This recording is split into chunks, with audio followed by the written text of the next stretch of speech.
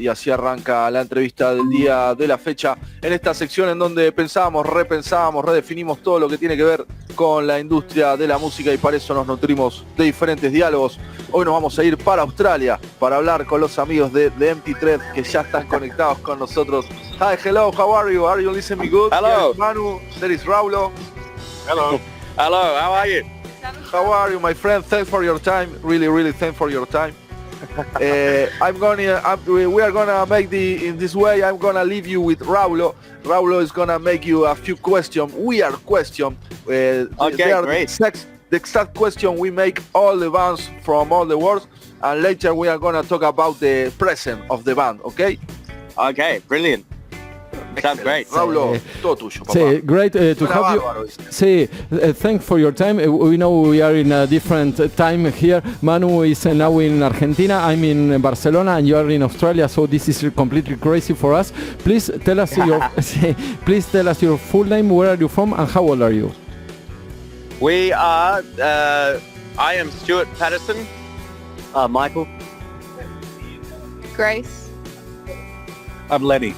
And I am 28. 28. 23. 26. Okay, perfect. And where are you now? You're in your home now? No, we are in Hobart right now. So we are at Dark Mofo Festival, Tasmania, and Really? we're about to play a show. Wow, increíble, sí, increíble. Bueno, están en Tasmania, increíble, están del otro lado del charco. Creo que Tasmania me parece que es en Nueva Zelanda. Sí, vamos rápido. I'm going to make a little translation, and we are going to go quick in this interview. We really like your band, and can you tell us which is your first memory of you listening to music? First memory of listening to music was. Big question. I think my dad used to play Elton John really loudly on the speakers. It was the first vinyl he ever bought when he was a kid, so I grew up listening to that. Very good. What was it? Yellow Brick Road. That album. Excellent. And really loud, Elton John. Perfect, sí. Bueno, nos estaba contando que su primer recuerdo escuchando música es el padre poniendo Elton John a todo volumen. And can you tell us which was your first instrument and which was the first song that you learned? First instrument, first song you learned? Well, my first and only instrument is the drums. Okay. And the first song I learned two at the same time, and one was Summer of '69 by Bryan Adams, and then the other one was by the White Stripes. Ooh. And I'm blanking on the name. It's a really popular one, Seven Nation Army. There you go. Wow, sí, incredible. So really good. And see, that is a really mix. Elton John, Bryan Adams, and the White Stripes. Incredible that. And, incredible. A really strange mix. And can you tell us, are there any places to study music for free in Australia, or you have to pay always? For gigs? No. Just to learn how to play an instrument, you have to pay some teachers, or you can learn for free. Usually you have to pay. I think. Normally you pay, but it depends if you want lessons. I think we all had a bit of lessons, but I think mainly we all got good at playing through just playing a lot of gigs, touring a lot, playing together, and yeah, it's expensive to get lessons. So okay. Sometimes too expensive. I can understand. Bueno, le estaba preguntando si se puede aprender música de manera gratuita o hay que pagar, y dice que bueno, que ellos mayormente son autodidactas y aparte aprenden a tocar con amigos o en tour, que tocan mucho en vivo, pero que si uno quiere aprender o tomar clases es realmente caro. And can you tell us, all of you, which was the first concert that you went? First concert we went to.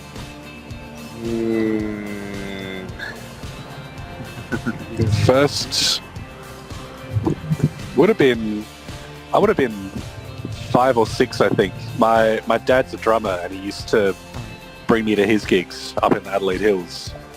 Wow. And with his blues band at the time, the Blue Cats, and yeah, I don't remember much of it because I was so young, but I remember just running around in the venue while my dad was playing.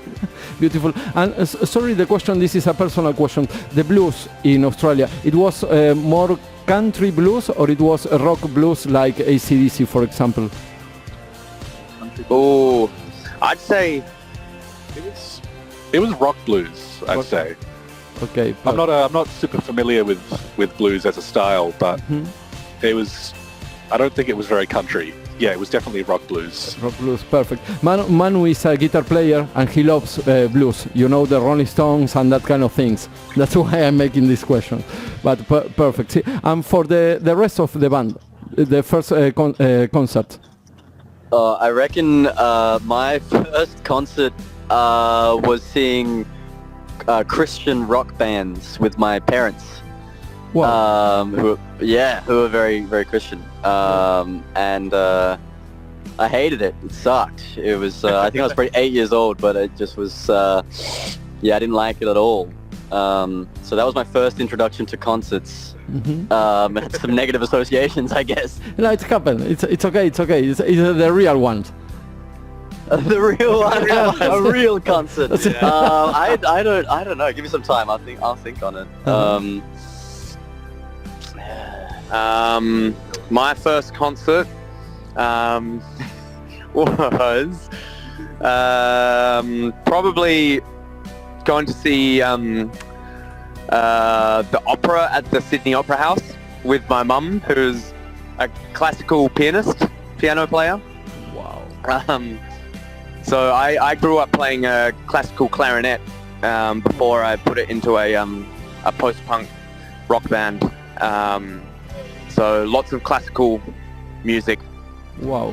Bueno, Manu, ahora tenemos una idea de por qué toda esta mezcla de cosas. O sea, uno, las primeras veces que escuchaba música fue con Elton John, después empezaron a tocar Bryan Adams. Parte de la banda viene de una familia muy cristiana y sus primeros conciertos fueron de rock cristiano, y después otra parte de la banda también tiene, el padre, bueno, es baterista también y vienen del blues en Australia, así que hay una mezcla increíble de todos los integrantes, vienen de cosas terribles. Y también una de las cosas que estaba contando otro de los integrantes es que la madre era pianista clásica y tuvo la oportunidad de ir a ver conciertos en la ópera de Sydney, así que terrible lo que nos están contando de la historia de cada uno de los integrantes y bueno, y los primeros conciertos. And can you tell us how did the Empty Threads begin and why you put that name?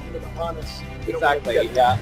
We all began in high school, so secondary school. And we were a psychedelic band when we first started.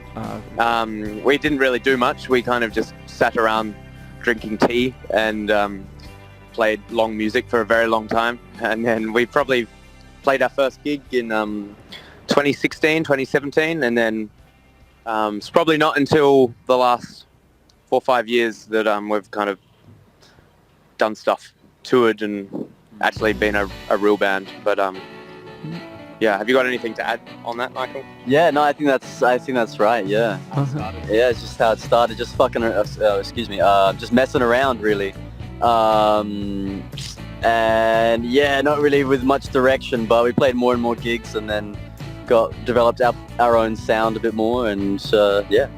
And you all are from Sydney, or in internet they say that you are from Kauma. It's okay that? Yeah, Ghana country, that's right. Ghana country, Adelaide, South Australia. South Australia. Oh, okay, perfect. And the name, why you put that name?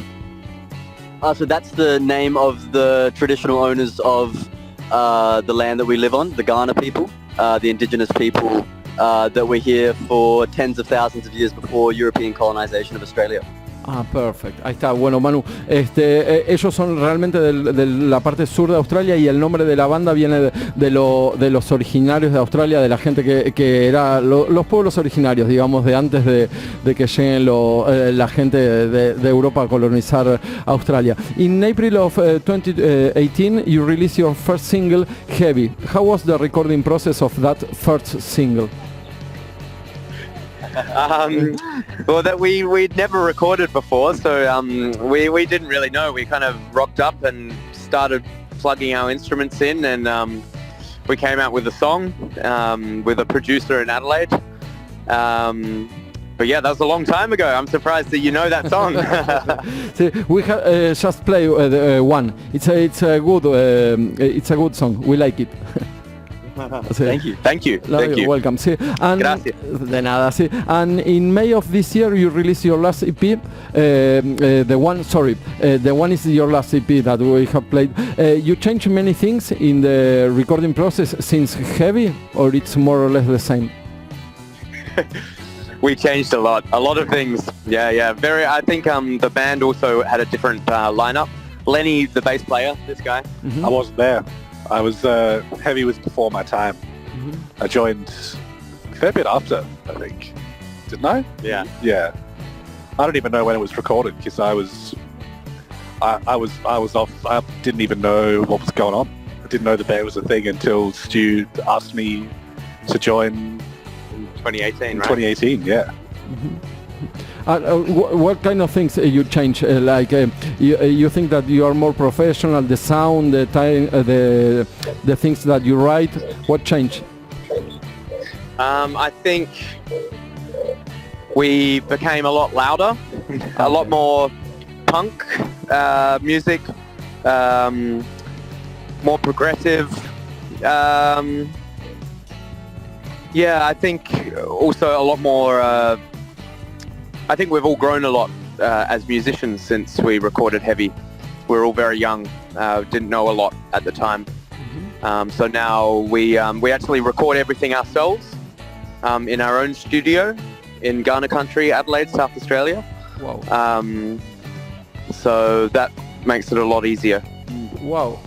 And how do you search for the sound of the band? You each one came with a particular sound, and you say this is the sound, or you search all together to make the sound of the band?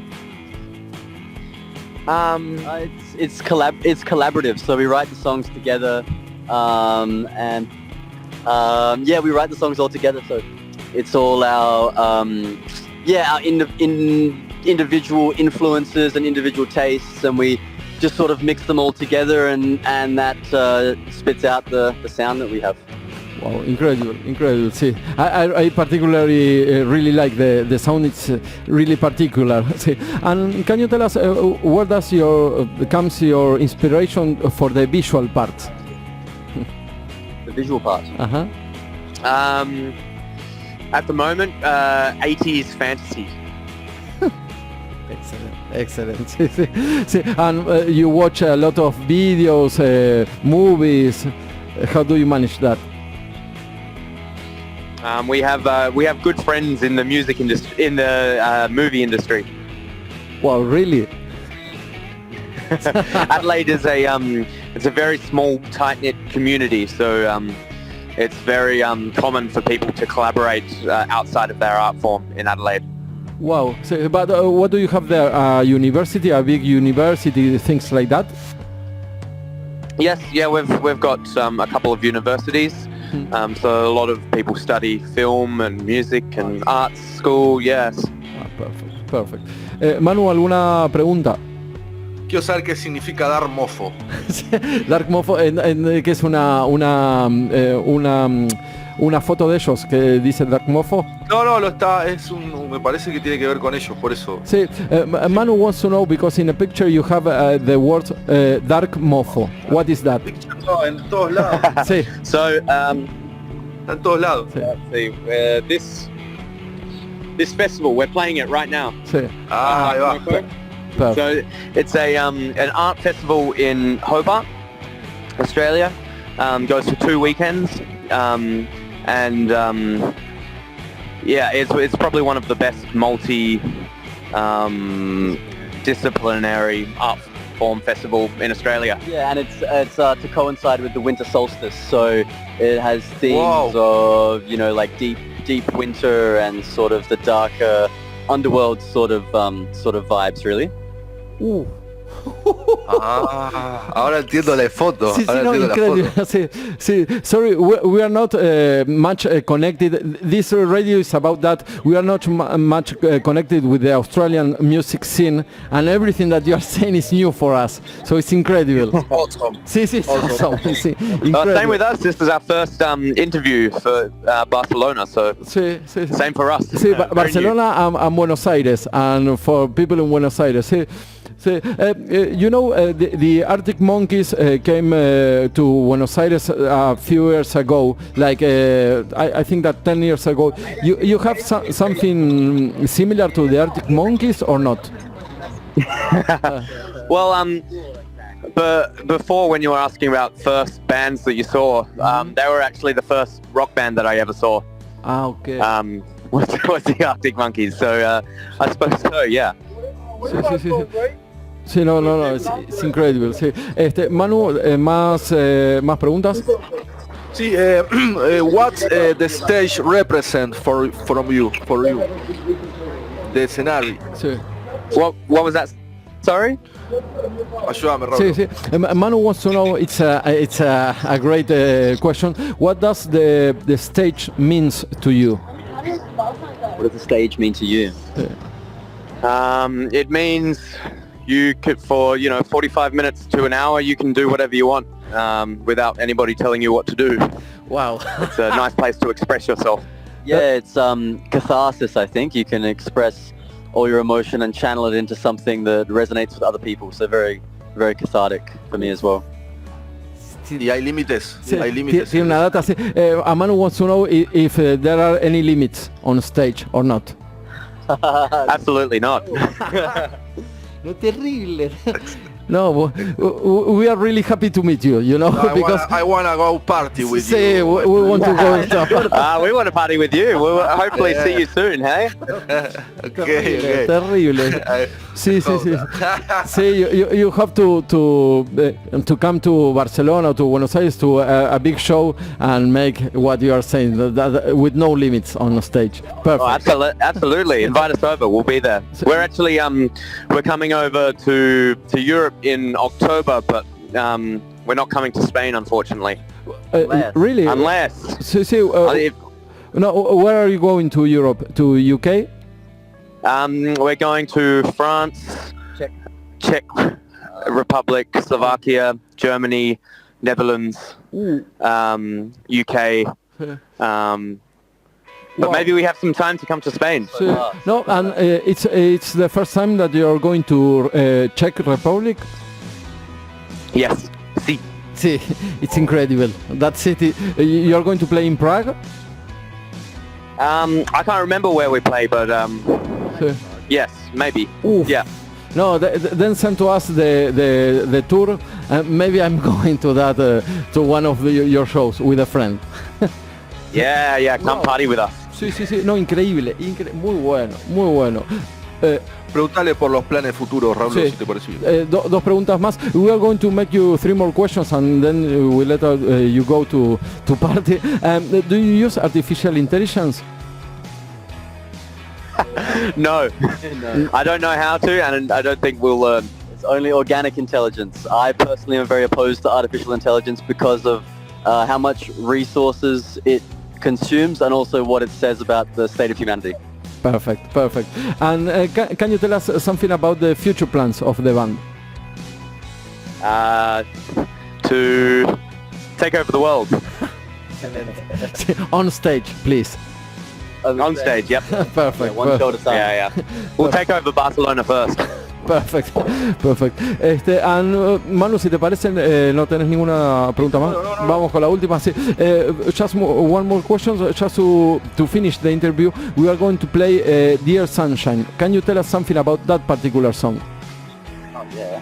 Yep, that's a very political song that we wrote a few years ago when we had a leader of this country called Scott Morrison, who how do you best describe him, Michael? So I would describe Scott Morrison as a neoliberal fascist. So basically he's only interested in money and not interested in people. And we had horrific bushfires in Australia where lots of the bush was destroyed, and he was on holiday in Hawaii when that was happening.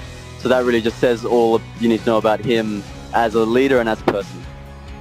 Yes, so it was a song that we wrote about the state of Australian politics and probably world politics and continuation from that. And I suppose it's still relevant because we're still seeing in the world fascist regimes popping up. Perfect. Exactly. We completely agree with you, and that is a piece of shit. We don't really like that. So thanks for your time. We really appreciate that we can talk, and we hope that we meet anywhere. Okay. Thank you. Yes. Thank you so much. Thank you so much. Our pleasure. Bye bye. Thank you. Bye bye.